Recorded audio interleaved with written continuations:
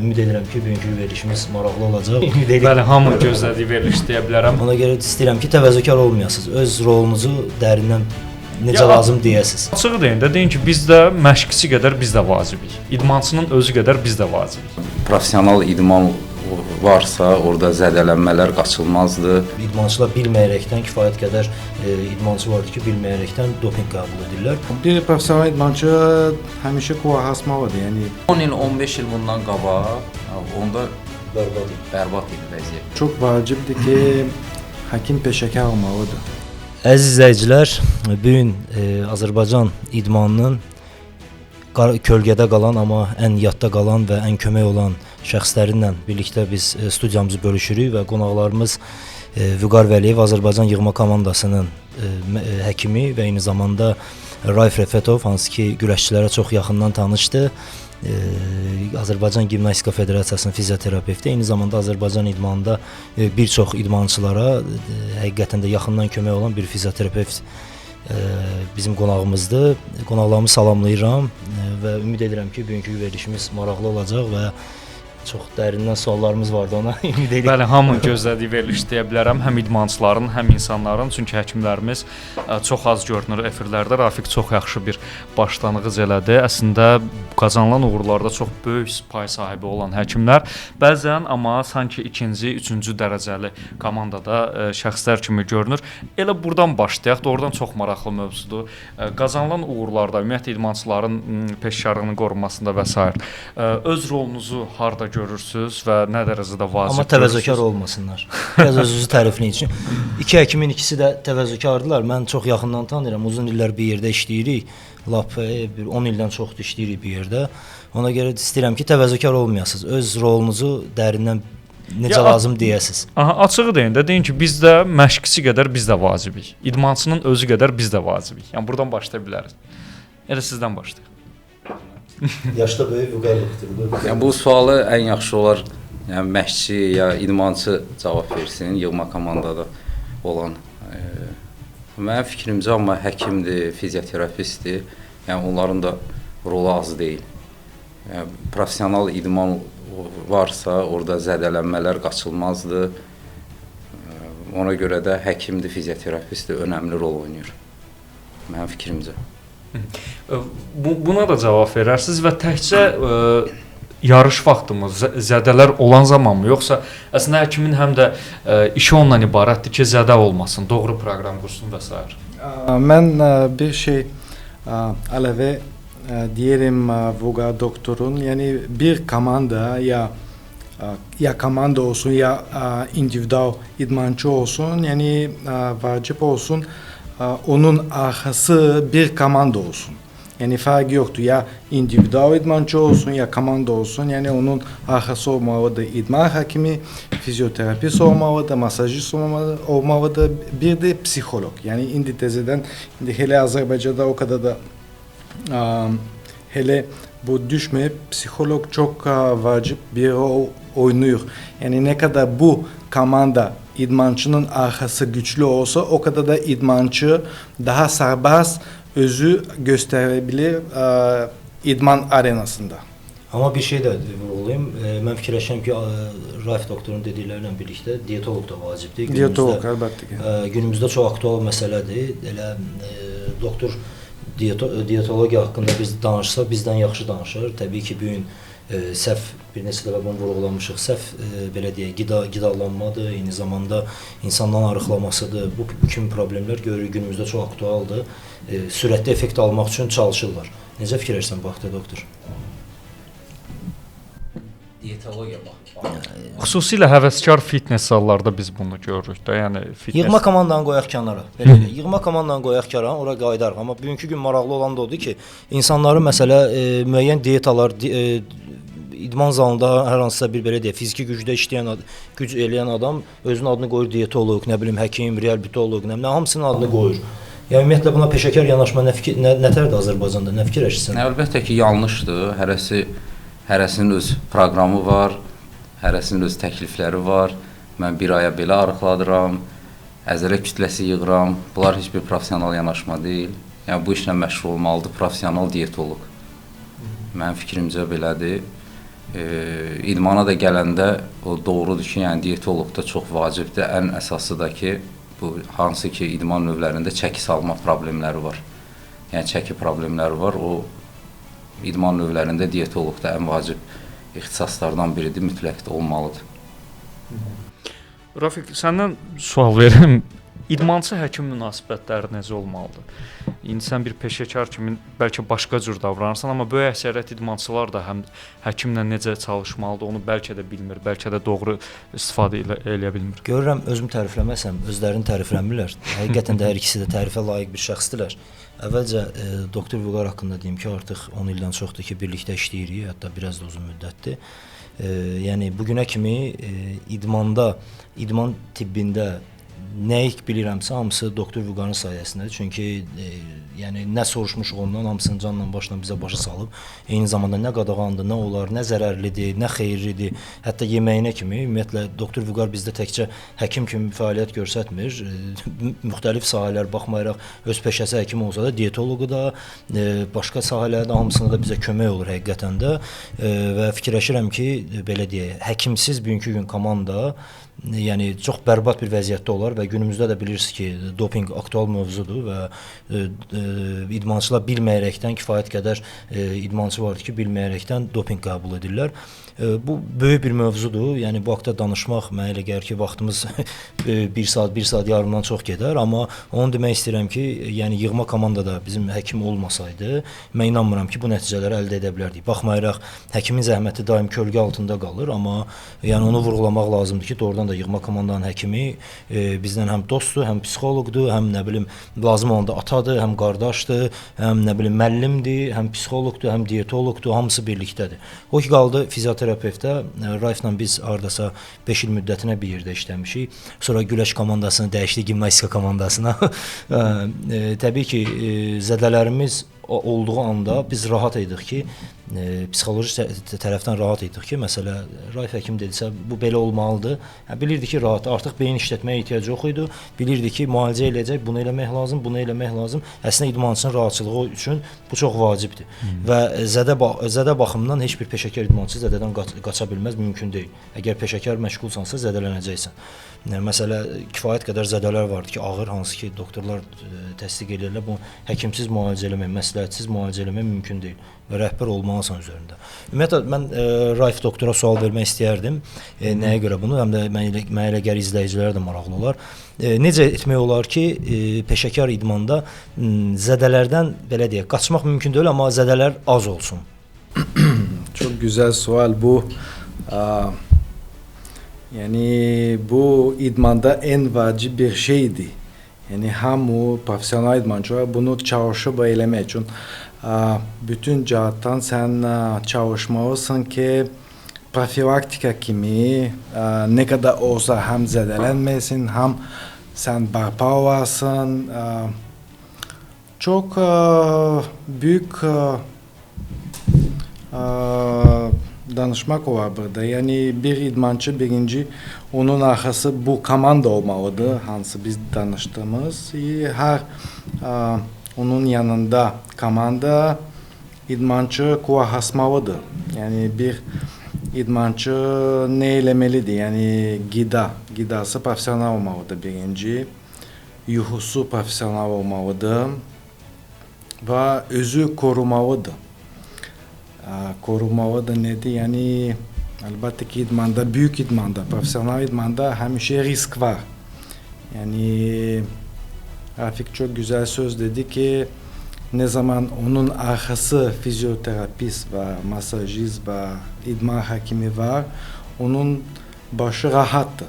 Çünkü o ancak gider öz hedefini elesin. Yani neyse olsun ona kömek edecekler. Bu ideal variantı. Bir profesyonel idmançı hemşe kulak asmalıdır. Yani diyetasını saklamalıdır. Hemşe idmandan sonra восстановление olmalıdır. Bir de yuhusu, bir de fiziki cihattan hazır olmalıdır. Yani komanda onun arkası hazır elemelidir. Hem psikolojik hem fiziki cihattan bu idmançı ki bu elesin. Yani idmançı bunu eləməsən o çox qabağa gitməyəcək. Bir neçə amillər var da doktor. Yəni həm yuxudur, həm istirahət vacibdir, həm də qidalanmadır ki, hansı ki bunlar belə deyək, qarşısını ala bilər. Yüngül zədələrin, düzdür, ağır zədələrin heç bir şey qarşısını ala bilməz. Əlaq üstə güləşdə götürüb baş üstə qoyanda. Amma yəni yuxudur, qidadır. Bunlar vacib amillərdirlər də. İndi hər ikisinə bir sual vermək istəyirəm. Hal-hazırda doktor Vüqar Yunan-Roma güləşini dedi, vurğuladığım kimi yığma komandasının həkimidir, həm də Raifdə gimnastika komandasının. Komandalarda vəziyyət nətərdir? Komandalarda Bizim Yunan-Roma komandasında, mən o komandanın içindəyəm, amma səndən birbaşa Şərəfdən başqa cür gördüm. Bunu səndən eşitmək istəyərdim Vüqar. Yəni Sağlamlıq cəhətdən soruşuram. Hə, əlbəttə, sağlamlıq cəhətdən. sağlamlıq cəhətdən zədələr var. Çünki Yəni, biz professional- komanda dünya çempionatına hazırlaşır hal-hazırda. Gimnastika komandası da Avropa çempionatına hazırlaşır. Yəni, professional idmançılardır, professional idmançıların da zədələri var. Yəni, xroniki zədələr çoxdur. Yəni, aradan qaldırmaq onları mümkün deyil belə. Ümumi götürəndə, amma yəni, komanda cavan olduğuna görə, Yunan-Roma əsasən cavanlaşdığına görə komanda, yəni, əvvəlki kimi indi sənin güləşdiyin, sənin indi tam atmamısan, amma sənin vaxtındakı kimi, yəni bizdə ən çox zədələnənlərdən biri elə Rafiq Hüseynov özü olub. Yəni, dəfələrlə əməliyyatlar keçirtmisən, yəni, hər tərəfdə demək olar ki, əməliyyat izləri var bədənində. Yəni, ona görə deyirəm ki, yəni, bu cavan nəsil olduğuna görə əvvəlki kimi də deyil zədələr, amma yenə də var, xroniki zədələr çoxdur. Yaranma səbəbləri və Yaranma səbəbi, yəni o yenə deyirəm, qaçılmazdır. Bədənin yüklənməsi, indi tibbi şeydə danışsaq, stres faktoru var, kortizol var, yarışın stresi var, artıq yüklənmə var, yəni normadan artıq yüklənir. Belə stres, yuxusuzluq özü belə zədələ gətirir. İndi Raif bayaq dedi, düzgün də vurğuladı ki, yatmaqdır, düzgün qidalanmaqdır, düzgün istirahətdir, bir də düzgün məşqdir. Yəni idmançının bu şeylər vacibdir. Bunlar olmadısa, bunları əməl olunmadısa, o idmançı ola bilər yaxşı bir onun istedadı olsun, yaxşı nəticəsi olsun, amma o nəticəni uzun müddətli verə bilmir. Ona görə bu şərt, vacib şərtdir ki, yəni bunlara əməl olunmalıdır. Yəni nümunə də ki, elə Rafiq Hüseynovun özü olsun ki, yəni o nümunədir ki, bu şeydə disiplində çox güclü olub Rafiq. Ona görə də bu yaşa qədər nəticələri olub. Bəs əsas komandaları bildik, indi bütün idman növlərini aid edirəm. Amma gimnastika komandasını bilmədik. Hə, deyirəm axı. Ayrı-ayrı komandalar. Baxmayaraq hər ikisi güləşdən gəldi, amma ayrı-ayrı komandalar. Yox, gördüm danışmaq istəmir ona görə. Yox, elə şey olar, danışmaq istəmirəm. Raif amma gözləyir. Məcbur. Gimnastikada sağlamlıq tərəfdən gimnastika belə idman növüdür ki, bizdə böyüklərə keçir çox tez. Yəni 16 yaşı sonra idmançı sayılır böyüklərdə. Bu iki çox çətin idmandır. Yəni en ideal yaş gimnastika gedir 18-19 yaşı. 20-21 bizdə gedir yaşlı. Bizim komanda biraz çünkü tecrübeli komanda, çok güçlü komanda, çok zahmet çeken komandadır. Posta yaşları çok oldu. Yani 21, 22, 23 yaşında idmançılar var. 2 olimpiyada idmançılar var. Yani 4 nəfər 2 olimpiyada çıxıb var, 1 nəfər 1 olimpiyada çıxıb var. Çox təcrübəlidir. Posta yaş orada büyük rol oynuyor və yaşa görə zədələn və güreş kimi bizdə həmişə xroniki zədə var. Çünki bizdə fərqi nədir güreşdən? Yəni bizdə idman prosesi, yəni bir maç gitmir 2 saat yarım, bizdə gedir minimum 4 saat. Bu da yaradır büyük problem. Çünkü idmançı vaxtı azdır, vasстановление olsun və hamısı olur xroniki zədələn. Biz milli komandalar səviyyəsində görürük də həkimlər var, federasiyalar buna diqqət edir. İndi yaxşı, pis bu başqa söhbətin mövzusudur. Amma razılaşırsınızmı? Ümumiyyətlə soruşum bunu. Məsələn, idman zalları olsun, daha az yaşlı uşaqlar olsun, bütün səviyyələrdə əslində həkimlər olmalıdırmı? Yəni belə deyək, bu gün böyük əksəriyyət idman zallarında uşaqların məşğul olduğu güləş, judo və digərlərində məsələn həkimlərlə işləmirlər. Müəyyən bir səviyyə çatdıqdan sonra məsələn milli komanda və sair bu səviyyədə olur da həkimlər. Oralarda nə dərəcədə zəruridir? Və yaxud da uşaqlar sizə zədəli gəlirmi oralardan belə deyim? Olur. Bizdə aşağı yaş qruplarında, yəni yığma komandada var həkimlər, aşağı yaş qruplarında da var. Yığma klubları və yaxud da digər özəl yerlər nəzərdə tutulur. Bölgələrdə deyəndə, bölgələrdən də təzə-təzə başlayıb, Güləş Federasiyasının özünün də zalları açılır, bölgələrdə açılır, fəaliyyət göstərir. Yəni hələ ki, mən də razıyam ki, orada tibbi personal hələ təmin olunmuyor. Yəni yəqin ki, yaxın gələcəkdə, yəqin ki, yaxın gələcəkdə buna. Yəni bunun federasiya sözü istəsə belə kadr çatışmazlığı da var mənim bildiyim. Əslində o federasiyaya aid olan bir məsələ deyil. Belə baxanda əslində o federasiya, yəni var belə yerlərdə vardı klublar, biz yerlərdə deyirik yəni, klublarda da var həkimlər. Ondan da başqa ümumiyyətlə problemi olan adam birbaşa güləşdə olanda, yəni mən misal çəkirəm, problemi olan birbaşa vüqar həkimlə əlaqə saxlayır ki, yəni belə bir problem var. Bir ara bizdə aktual idi, bədənə dəmir düşməyə aktual idi hər yerdə. Yəni məsələ artıq hamısı təlim alıblar ki, müəyyən şampunlarla, sabunlarla və ya məsələn hər hansı mazı vurmaq lazım. Məsəl üçün federasiya klublara xüsusi şeylər ayırır ki, silən döşəkləri silmək üçün ki, olmasın. O problemlər yoxdur. Mən bu bir 10 il, 15 il bundan qabaq, onda ümumiyyətlə bərbad idi vəziyyət. Amma son illər bir 5-6 il olar ki, həkimlər var. Yəni İdman Akademiyasında açılıb. Onu soruşacaqdım belə. Orada var şey deyəsən, idman və reabilitasiya. Orada necədir, xəbəriniz var? Yəni normal yetişdirirlər? Bəli, yetişdirirlər. 2 illik təhsillə yetişdirirlər. Orada birbaşa şey gəlir. Həkimlər gəlir. Həkimlər gəlir. Yəni İdman Akademiyasını bitirən deyilsən. Orada ixtisas artırma kimidir, deyil? Həkimlər gəlir orada hər sahə üzrə. Magistr, bəli, magistr. Bir sual vermək istirdim. Mən özümə maraqlıdır. Bugünkü gün aktual məsələdir. Steroidlər. Bugün yəni biz yenə peşəkar idmandan danışa bilərik, amma peşəkar bizi izləyənlər təkcə peşəkar adamlar deyillər. Ona görə sual vermək istəyirəm. Məsələn, bugün baxırıq ki, fitness zallarda sürətli effekt almaq üçün steroidlərdən istifadə edirlər və ya qadağan olunmuş hər hansısa başqa maddələrdən istifadə edirlər. Ümumiyyətlə bunun yan təsirləri, bunun effekti və ya buna sənin fikrin necədir? Mənim fikrimcə yəni sevindirici haldır ki, yəni bizdə şükürlər olsun ki, mən xatırlamıram ki, kimsə hansısa idmançımız, yəni beynəlxalq arenada bu steroidlə tutulsun, ya yerli antidoping agentliyi tərəfindən tutulsun. Yəni bu sevindirici haldır. Peşəkar idmanda yoxdur yəni. Yəni peşəkar, yəni Güləş komandasına deyə bilərəm ki, yəni peşəkar idmanda mən xatırlamıram ki, belə kimsə bu problemlə üzləşək biz. Yəni yoxdur. Bu sevindirici haldır. Baş ağrı dərmanı içmək üçün Duqar həkim məsləhəti olsa biz içmərik.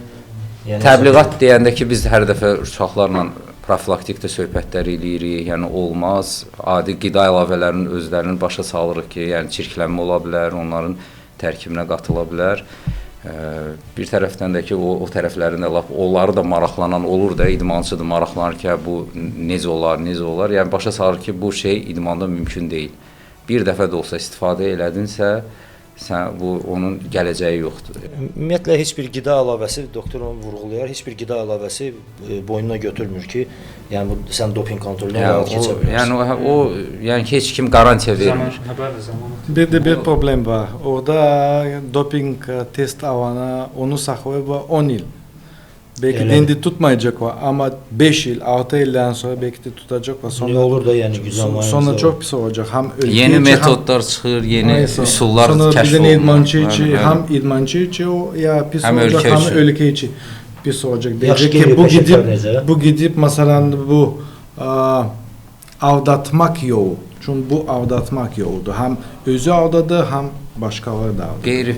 peşəkar fərqi yoxdur. Bu ümumiyyətlə dopinq olan dərmanların dopinqə salınma səbəbi odur ki, bunlar sübut olunub ki, idmançının həm idmançı ruhuna pis təsir göstərir, həm də onun sağlamlığına pis təsir göstərir. Ona görə onları dopinqə salır. Ona görə fərqi yoxdur. Peşəkar idmandasan, ya həvəskar idmandasan, bu dərmanlar, yəni dönə-dönə vurğulayaram ki, mən çox ziyanlı dərmanlardır. Onların içində düzdür, müalicə kimi istifadə olunan dərmanlar var. Bu da ancaq endokrinoloqların göstərişi ilə. Zərurətdən yəni. Yəni zərurətdən endokrinoloqun göstərişi ilə istifadə edə bilər. Müayinə kiminsə nəsə problemi var, ondan istifadə edə bilər.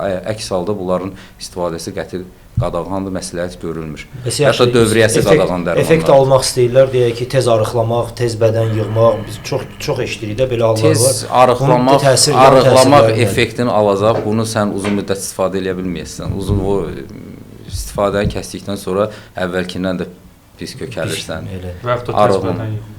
Yan əslində çox belə böyük bir problem. Bəs necə onun yan təsirləri var da. Yəni əsas testosterondur da. Bu biz hamısını təlimatlandırıb həkim ondan, yəni biz yaxşı bilirik. Sadəcə həkimin dilindən eşitmək daha belə iddialı. Əlbəttə, həm də bu gün minlərlə, 100 minlərlə insan var bunu axın eləyən, yəni bu süni bədən şişirtməyə çalışan və sair də belə kobud desə və onlar da onun istifadəçisi də aktiv. Ona görə elə sizin fikirləriniz o mənada önəmlidir. Hansı təhlükələr var? Yəni tamam bu idmançı deyil, bu məsələn antidopinq tutmayacaq və s. amma bunun özü üçün, həyatı üçün, özü üçün çoxdur. İnfarktdan tutmuş, qaraciyər yetməzliyindən tutmuş, böyrək çatışmazlığı hər şeyə təsir eləyir. Hamısını verə bilər. Yəni özləri mediada çox da açıqlamırlar.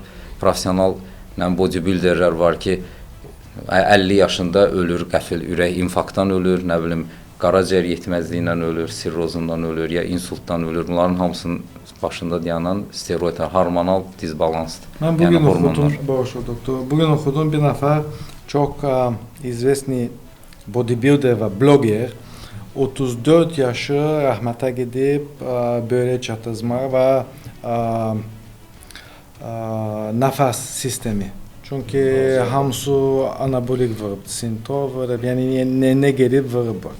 Yani bunların 50 yaşa kadar yok. Yani bilme olmaz. 35, 36 daha tez doğabilir. Bu içi yaş. Mən fikirləşirəm ki, ən orada təhlükəlisi elə hamısına qoy qırağa, ən təhlükəsi başlayandan sonra, ondan sonra psixoloji durumdur. Mənim fikrimcə budur. Çünki o steroiddən sonraki dövrdə sən həmin ala bilirsən, ondan sonra artıq steroid olmayanda həmin effekti ala bilmirsən, artıq psixoloji pozğunluq gedir və sən yenə istəyirsən. Və getdikcə də uçuruma var. Ümumiyyətlə stres də verir. Yəni onu istifadə edəndən sonra bədəndə stres olur. Testosteron əsəbi deyilən bir şey vardı. O testosteron o qədər o səviyyədə olur ki, əsəbi olursan, aqressiv olursan. Yəni belə şeylər vardı. Və əfsuslar ki, insanlar bunu bilmədən axın eləyir. Məncə biz bu mövzuda tez-tez danışmalıyıq. Səndə də çox yaxşı anlar. Çünki peşəkar idman və idmançılar buna susur bəzən və ona görə də insanlar Bilirsən necədir? Bu vəziyyət belədir ki, peşəkar idmançılar bunu bilməyə bilərlər. Yəni peşəkar idmançı belə deyil. Bunu vacib deyil bilsin. Çünki onun üçün müəyyən həkimlər vardır ki, hansı ki onun üzərində işləyirlər. Mən bu nəyə görə vurğulayıram? Mənim bunu bilməyim vacib deyil. Mən doktor Vüqara əminəm. Məsələn, mən bilirəm ki, məsələn, Vüqar dedi ki, bunu olmaz. Vəssalam, heç soruşmayacağam niyə olmaz. Deməli olmaz. Baş ağrı dərmanıdır. Məsələn, əvvəl sidik qovucular var idi ki, hansı ki kifayət qədər çox idmançı istifadə edirdi. Axır illərdə bir 7-8 il qabaq AMADA yaradılandan sonra neçə dəfə düşdülər dopinqə. Ondan sonra təlimatlandırıldı ki, bu sadə dərman olsa da, faktiki sadə dərman olsa da, amma çox ciddi fəsadları vardı və eyni zamanda da dopinq kontroldən keçə bilmirsən. Mən bir maraqlı faktı vurğulamaq istəyirəm. Tokyoda Olimpiya oyunlarındayıq. Məndən qan analizi alırlar dopinq üçün. Və gəldik ora. Həmin vaxtda mənim ümumiyyətlə çəki çox salmışdım. Damarlarım bərbad vəziyyətdə idi, qurumuşdu da. 14 kilo çəki salmışdım. Dopinq kontrol alanda qandan mən dedim ki, siz mənim damarımdan qan ala bilməyəcəksiniz. Olarsa öz həkimimi alsın. Dedilər, yox. Bir damarımı deşdilər. Dedilər, icazə yoxdur. Bir damarımı deşdilər, damara düşə bilmədilər. Nəysə çıxartdılar, həmin əlimdə bu biri damarı deşdilər, yenə düşə bilmədilər. Nəysə, aşüzdən eləyəndən sonra mənə 4 dənə deşik açandan sonra dedim, bir dəqiqə gözləyin. Niyə həkimim gəlirsə, məndən dopinq alırsa alsın, qanımı alırsa alsın, ya da ki, mənə buraxın, rahat gedim də deşik elədiniz. Axırı Vüqar həkim gəldi, rahat ilə vurdum. Məsələn biz xəstələnəndə olur da məsələ, deyək ki, vitamin C-dir, bu kimi tipli dərmanlardır, qlukozadır, belə yüngül hansı ki bədəni belə salamat saxlaya bilər. Bu kimi dərmanlardan istifadə edirik və Vüqar həkim hər birimizin kaprizini yaxından bilir ki, kimin damarı nə vəziyyətdədir, kim çəkisi aldı, nə hala düşür. Ona görə belə şeylərdə yığma komandanın həkimləri yəni kölgədə olsalar belə, amma ən vacib məqamlarda idmançının yanında olan insanlardılar. Həmçində eyni şey Rafi doktor haqqında deyə bilərəm ki, Almaniyada çiyin əməliyyatı keçəndən sonra gəldim burada. Bərpa prosesim yaxşı deyildi. 3 aya yaxın bərpa prosesi keçdim Milli Gimnastika Arenasında. Rafi doktor yanındaydı, hər gün əziyyətimi çəkirdi, hər gün işlədirdi. Yəni bu tipli şeylər vardı ki, bu həkimlər olmasa, mən fikirləşirəm ki, peşəkar idmançılar yəni o istədiyi nəticəni verə bilməzlər. Bəlkə də fenomenal insanlar vardı ki, hansı ki, müəyyən nəticələr verə bilərlər, amma həkimlərin yanında, yığma komandanın yanında olmağı çox vacib bir faktordur. Razıyam və bu sənət olaraq da, idman həkimliyi sənətin Azərbaycanda reallığı, bayaq biraz danışdıq, reallıqları necədir, gələcək perspektivi necədir? Sizcə inkişaf səviyyəsi yetərincədir? Yəni ümumi əhatə eləsək, tam sizə aid sual olmasa da, belə ümumi müşahidələriniz nədir idman həkim mövzusunda? Mən bayaq da qeyd elədim onu, yəni 10 il öncə ilə bugünkü gün baxanda çox inkişaf var. Yəni bu sahədə də inkişaf gedir, inkişaf eləyir. Sevindirici haldır ki, akademiyada da o magistr proqramı var. Yəni xaricdə də təhsil verirlər. Yəni bu sevindirici haldır, inkişaf var. İndi siz həm güləşdə, həm gimnastikada çalışmısınız və digər idman növləri haqqında da bilirəm ki, istər-istəməz maraqlanırsınız da. Ən çox hansı zədələr belə bütün idman növlərinə şamil eləyəcəyimiz belə ana zədələr hansılardır? Hansıdır və yaxud da? İndi xroniki ola bilər ki, olsun. Xroniki, yəni bütün idmanda zədə var məncə. Mən düşünürüm ki, ən çetin idmanlardan en çok çetin travma var. Birinci boks. Boks, idman, gimnastika, güreşti, judodu, yani bütün futbol, yani bütün idmanlarda öz hususiyatları, spesifik zədeləri var ve umumi var. Yani bence bütün idmanlarda var. Bütün. Posta orada baxır. Üngül idmandı, ağır idmandı. Ortaq zədə nədir? Yəni bütün idmanlarda o tez görünən zədə hansıdır? Elə bizdə də varmı ki, hamısına şamil eləyir? Kimsə barmağı, yəni kimsə burnu. Yəni umumi dağıtılmadır. Yəni məşq prosesi dağıtılmadır. O da baxar hansı dərəcə. Yəni ön üngül dərəcə 1. Yəni o düzəlir 1 həftə 10 gün düzəlir də. Yəni hamı da var. Peşəkar idmanda bizə nətər? Deyəndə ki dartmısan və ya zədələmisən. Güləşdə belə deyir, yaxşı oldu, gedir işinə davam edir. O dartmışam bu. Normal adam məsələ kastilla falan gəzir, amma bizdə yaxşı oldu. Həkimdir ki, biraz ehtiyatlı ol, bağlayır kipsad ora-bura, get işinlə məşğul ol və salam da. Bizdə gərək deyəsən ki, ölürsən, onda eləsinlər nədir, dayansınlar. Güləşdə belə şeylər var ki, məsələn indi gimnastikada yox. Bizdə gimnastikada güreşte parmaklar hamısı kırıktı. Hamısı. Bagueba. Ben bu olimpiyada Pekin bizde vardı. Pekin yo London'da. Habib Ahlagi. Onun bütün parmakları kırık idi. Yani özü Bagueba böyle. Bagueba parmakları böyle güreşirdi. Böyle. 2 el. Gimnastikada böyle şey yoktu. Bir de biraz zedelendin. Ay problem. Yani ay sağ ol. Bunu bakın mesela ağır travma ve ağır idmanda. Yani ne kadar daha ağır olsa o kadar bu idmançı daha nece diyeyim daha razıdır bu travmadan. Yani öğreşip bu travmaya. Doğrudan gimnastikada en büyük zədə ne olabilir ki? En büyük zədə, zədelər çoxdur. Yani bizde vardı geçen yıl batut olimpiyski lisenziya, yani bizde 6 nefer batut çok çetindi. Adam bakar hoponlar ama çok çetindi. Çünkü batut beledi ki sen biraz pis düştün o attı seni. Böyle oldu ki 2 saat 6 harici idmançı geldiler ki kırık. Yani hem açık sınık vardı hem bağlı sınık vardı. 6 nəfər 2 saat ərzində. Çünki yarış olimpiyski lisenziyada naguzka çoxdur. Hamı çalışıb yaxşı çıxış eləsinə ki, lisenziya qazansınlar. Bu üçü hamı risk eləyir. Və bu risk safda eləyə bilirsin. Yəni bu belə texniki qəzalarda yıxılır falan yoxsa Tekniki yok. Risk çok yüksek seviyededir. Risk çok yüksek seviyededir ve her idmançı çalışır ki daha çok hal kazansın ve risk elir. Ve bu risk öz nece diyeyim bu pis fasatları var. Yani biraz hopandın bu tarafa uçtun. Yani tutabilirsin onu.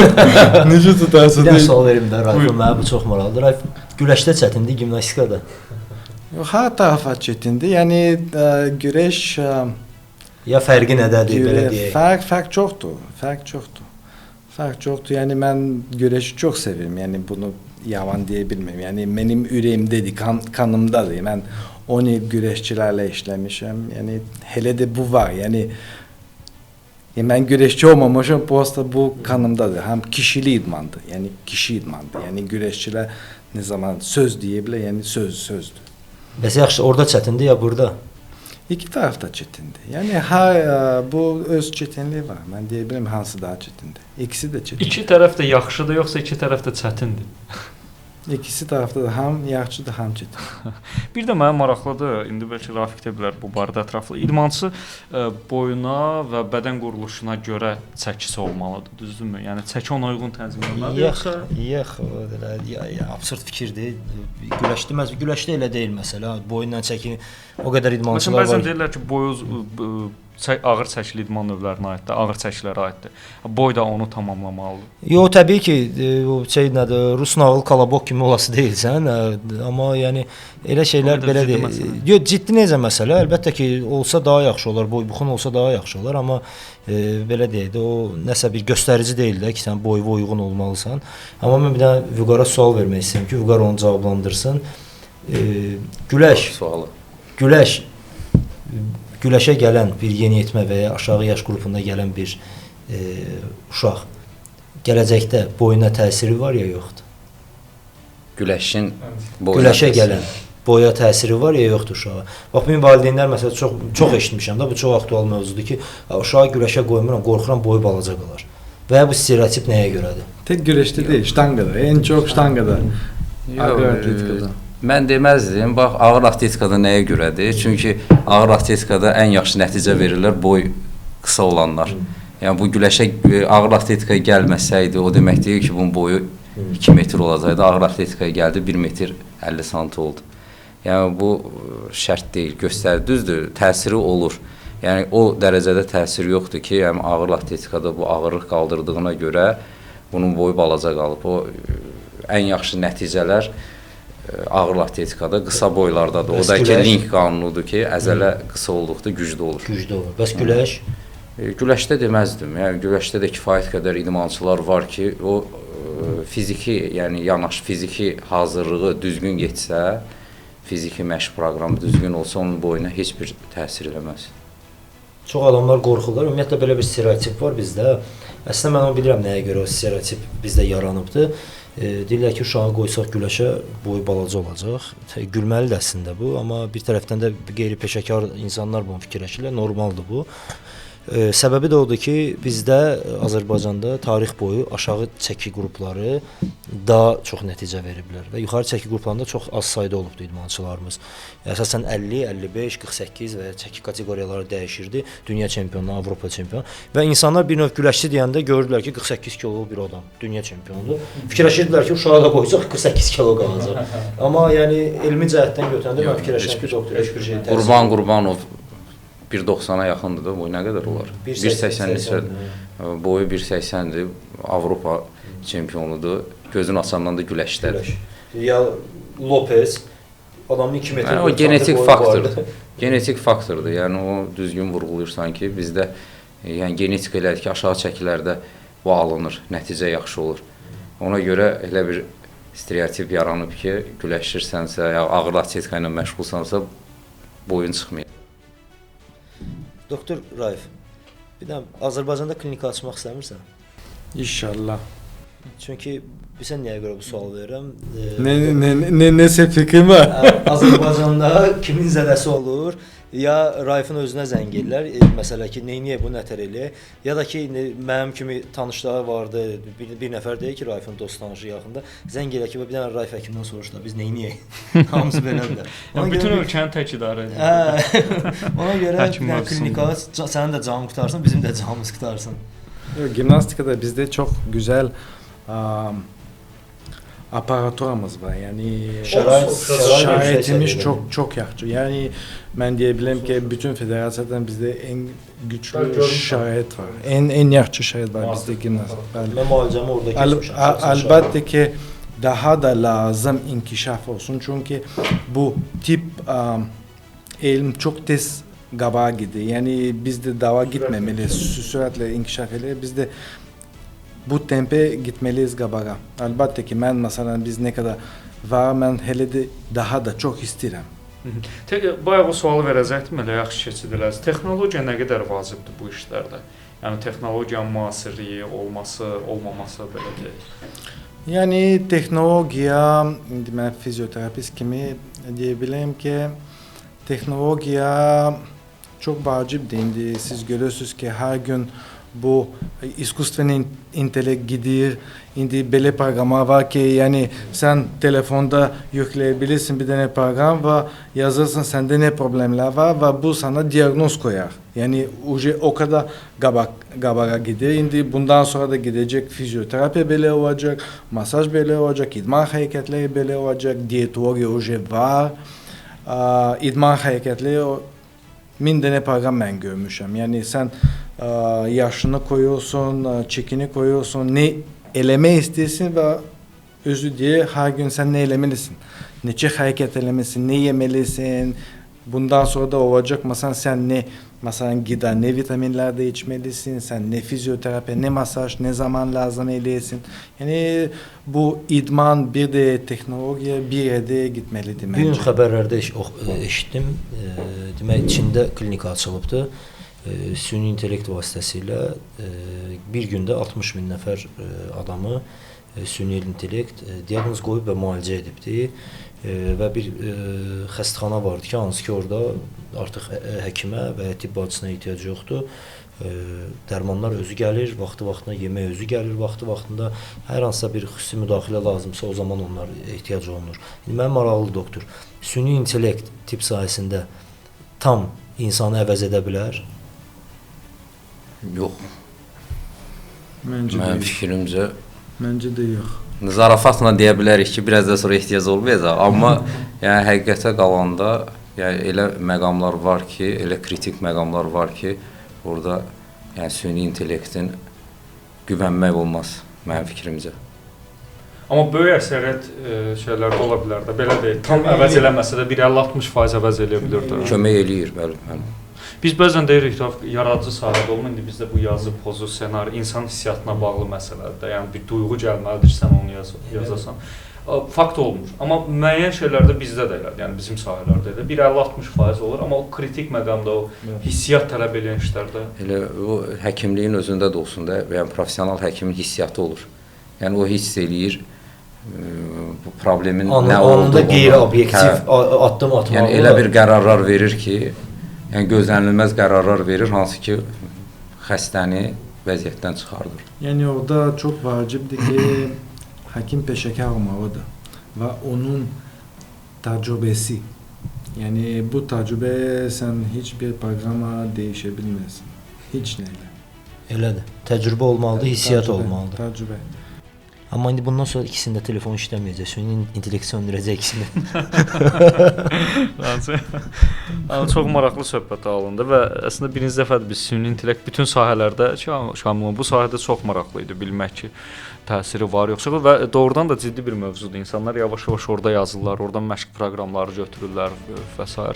dieta proqramları zət. O da bir təhlükədir. Yəni hələ ən azından hələ olmaz da. Bəlkə gələcəkdə o yerə gələr, gəlməz bilmirəm. Gələcəkdə yenə də ola bilər, amma hər bir şeyin öz ləzzəti var, necə deyərlər və mən fikirləşirəm ki, bəzən belə deyək də, təcrübə məsələ qeyri standart olsa belə təcrübə öz sözünü deyir. Məsələn, elə anda elə reaksiya verə bilərsən ki, məsələn, bu gün günümüzdə deyək ki, yığma komandaların məşq səviyyəsi və ya məşq proqramıdır ki, hər məşqçinin özünə uyğun belə deyək, məşqi var və hər idmançıya özünə uyğun yanaşma vardır. Məsələn, Vüqar mənim xasiyyətimi bilir ki, mən yarış əsnasında tam ayrı bir aləmdə oluram da.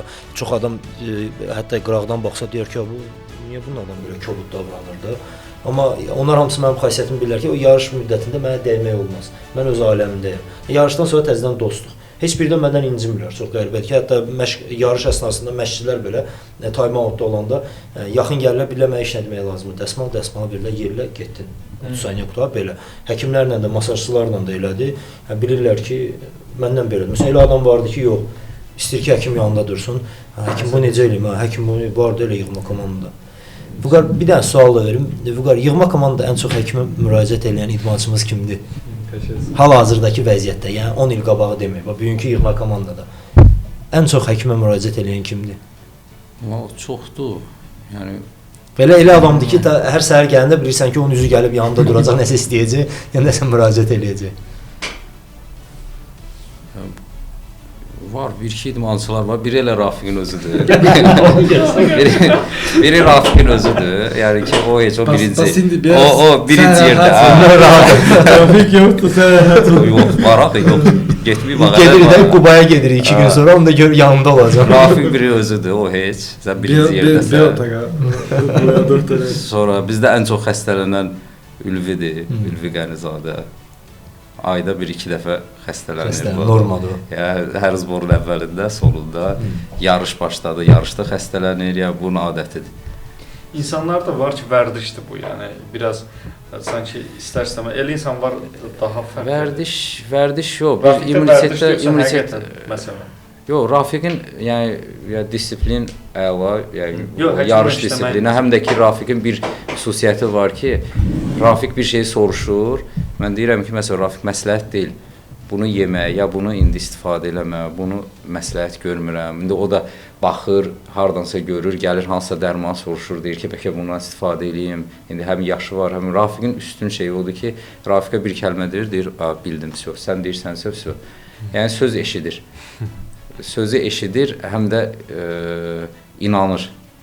Yəni əsas vacib məsələlərdən biridir, odur ki, yəni inanmalısan.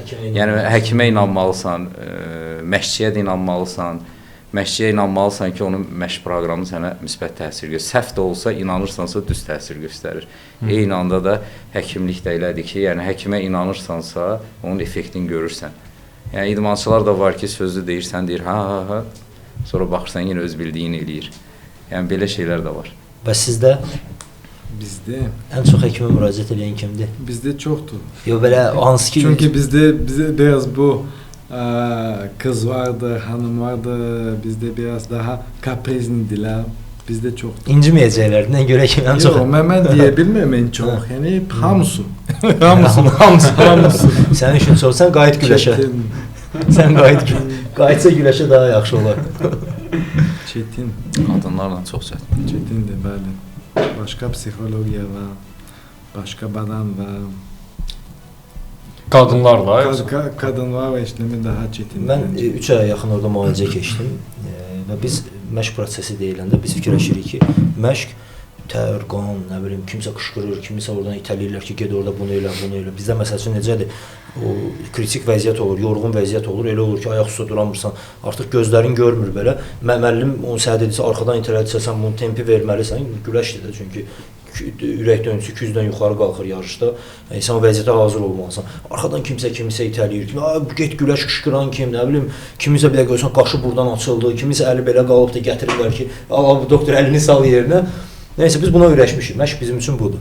Və müalicə olan vaxtı Rafi doktor mənə kömək oldu. Həmin vaxtı zaldaydım, gimnastika zalında.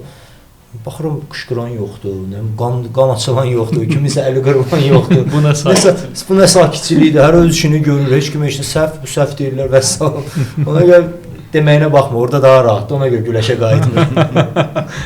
Yaxşı izah idi məncə. Yer var orada. Yer var. Elə oldu doktor. Zarafat da deyil. Gözdə səhər məşqdə danışar. Yani sen bunu paylaşma. Evde Gedirdiniz biraz tez gedərsiniz də artıq Rafiq də deyirsə yavaş-yavaş sona doğrudur. Bir çox qocaman idmançılar bitirir. İndi daha rahatlaşırsınız sanki. Bayaq da dediniz yoxsa? Yox, rahatlaşırsınız deyəndə nə qədər komandada nəticə varsa, iş o qədər çoxdur. Yəni nə qədər professional idmançı çoxalırsa, yəni beynəlxalq arenada professional idmançı çoxalırsa, komandada şükürlər olsun ki, bizim Yunan-Roma komandamız dünyanın, Avropanın ən güclülərindəndir. İkinci ildir ki, dünya birincisi olur. Necə hisli dünya Avropa çempionu komandanın həkimi olmaq? Qoltuğun altına qarpız verib gəzmək olar ya yox?